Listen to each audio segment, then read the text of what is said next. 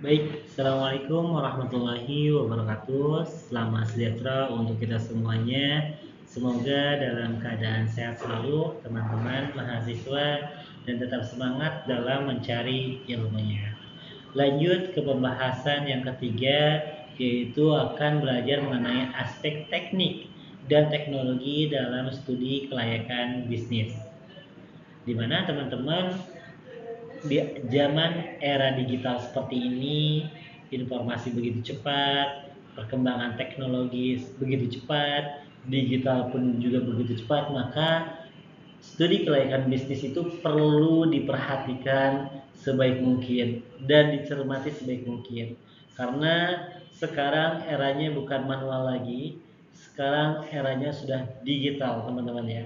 Apapun itu harus diperhatikan dalam mendirikan suatu bisnis, dalam mendirikan suatu usaha, diperhatikan tentang bagaimana target pasarnya, bagaimana aspek-aspek manajemennya, bagaimana aspek-aspek sumber daya manusianya berjalan beriringan dengan aspek teknik dan teknologinya, sehingga menciptakan studi kelayakan bisnis yang dapat digunakan dalam usaha atau bisnis di suatu lapangan yang notabene itu mendapat nilai manfaat yang menguntungkan bagi pelaku usaha ataupun organisasi ataupun UMKM ataupun perusahaan yang bergelut di bidang usaha dan bisnis serta UMKM. Tujuan aspek teknik dan teknologi di dalam suatu manajemen serta studi kelayakan bisnis itu penting sekali diperhatikan. Karena apa?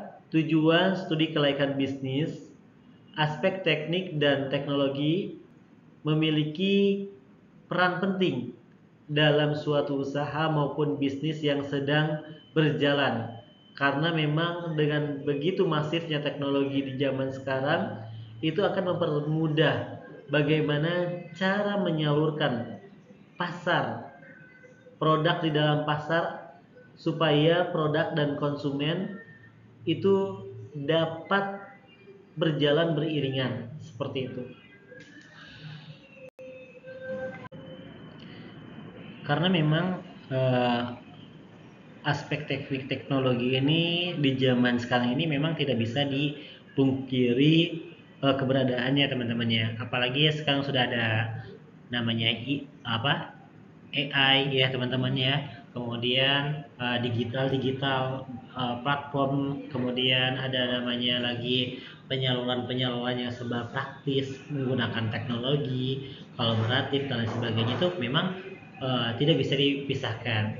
Kemudian keluaran tersebut tentu berupa barang dan atau jasa, dan tugas manajemen di perusahaan yaitu untuk mendukung manajemen dalam rangka pengambilan keputusan mengenai masalah produksi juga operasional. Tentunya itu tidak semua terlepas dari berbagai aspek seperti teknik dan teknologi. Berikut ini akan dibahas aspek teknik dan teknologi dalam studi kelayakan bisnis seperti di bawah ini. Proses produksi yang pertama. Selanjutnya proses produksi yaitu mulai dari membuat produk atau jasa sampai pada kemasan yang siap dilakukan. Contohnya pada proses produksi yang digunakan jika pabrik menangani berbagai macam proses yang berbeda. Misalnya dalam satu set rangkaian peralatan tertentu disusun untuk memproses satu batch ya, produk tertentu. Lalu dihentikan dan diset kembali untuk memproses jenis produk lain yang berbeda. Peralatannya tentu terdiri dari mesin-mesin yang berfungsi multi purpose ya teman-teman, agar lebih fleksibel dan dapat memenuhi lebih dari satu variasi produk. Jadi bisa dilihat teman-teman di gambar ini bagaimana cepatnya menggunakan teknik dan teknologi dalam merangkai suatu mesin mobil serta kerangkanya dan desainernya. Ini semua tidak terlepas dari namanya teknik dan teknologi. Desain grafisnya seperti apa, kemudian tingkat ke tingkat teknologi yang tingginya itu seperti apa diterapkan di suatu mobil. Perlu dipelajari lebih dalam mengenai teknik dan aspek teknik teknologi. Selanjutnya, rencana produksi.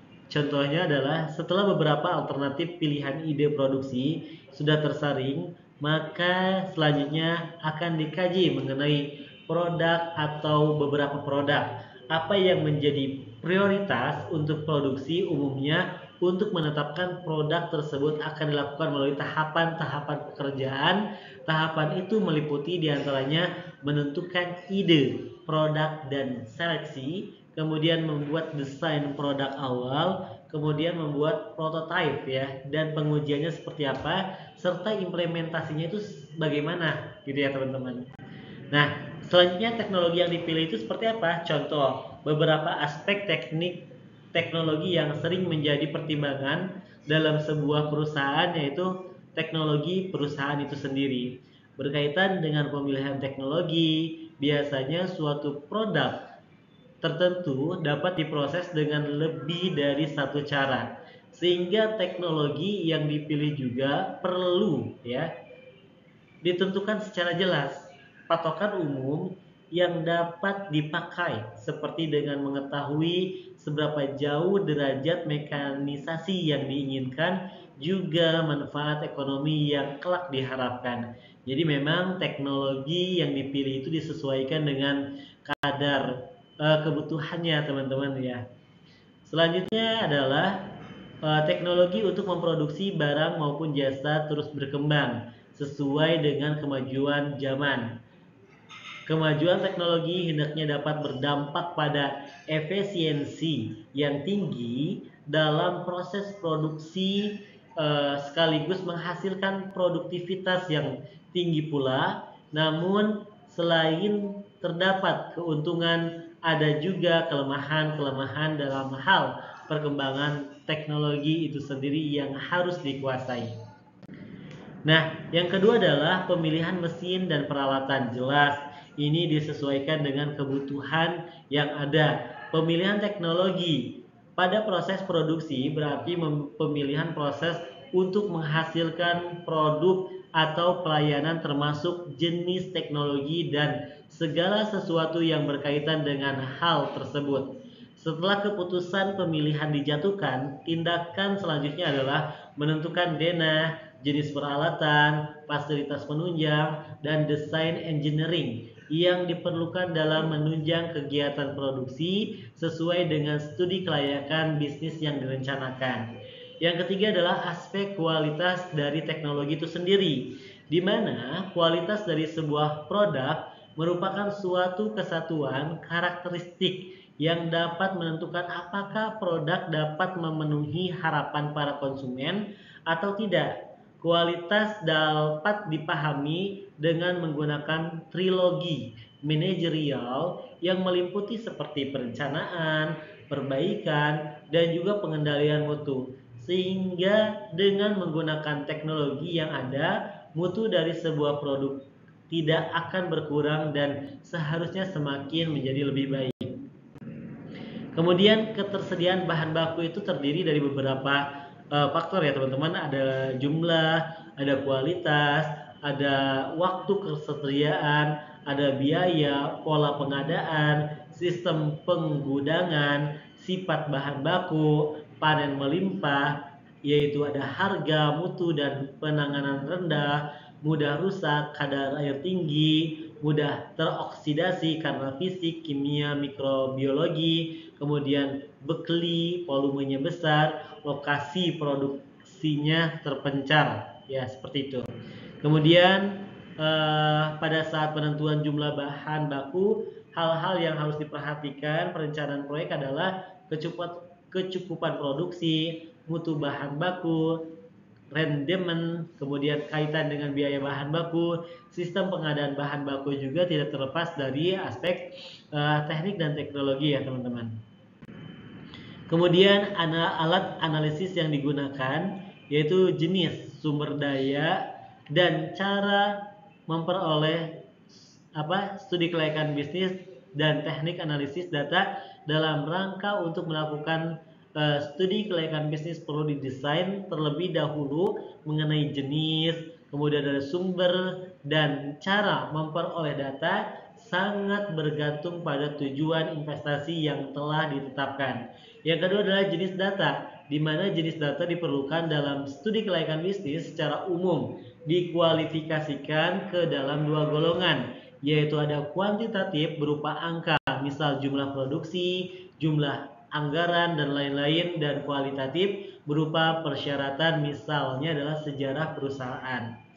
Kemudian ada sumber data, di mana sumber data untuk memperoleh data dalam studi kelayakan bisnis yaitu dari sumber primer dan sekunder. Data primer adalah data yang diperoleh pada saat survei, kemudian data sekunder adalah data yang tidak diperoleh secara langsung. Yang keempat adalah cara memperoleh data. Untuk memperoleh data memerlukan waktu, dana, dan tenaga yang tergantung banyaknya data yang kita peroleh. Yang kelima, alat analisis data. Alat analisis data yang digunakan untuk menganalisis data yaitu analisis kuantitatif dan analisis kualitatif. Analisis kualitatif adalah teknik analisis yang digunakan seperti adjustment yang didasarkan kepada pengalaman empirik. Analisis kuantitatif menggunakan model-model statistik seperti analisis regresi, least square, dan model-model perhitungan laporan keuangan. Kemudian di sini yang terakhir adalah cara mengestimasi potensi pasar. Jelas, data historis permintaan dan penjualan dari sebuah produk atau tahun dilihat masing-masing permintaan dan penjualannya seperti apa. Diramalkan, kemudian dilihat jika selisihnya positif maka ada potensi pasar dan sebaliknya. Bermacam-macam metode yang digunakan dalam mengestimasi potensi pasar, namun yang digunakan adalah metode regresi linear. Nah, seperti itu ya teman-teman. Itu saja teman-teman yang dapat saya sampaikan mengenai aspek teknik dan teknologi betapa pentingnya dalam suatu studi kelayakan bisnis yang harus benar-benar dipelajari dengan baik, karena perkembangan dari zaman ke zaman itu tidak luput dari perubahan era digital serta teknik teknologi. Semoga bermanfaat. Terima kasih banyak. Wassalamualaikum warahmatullahi wabarakatuh.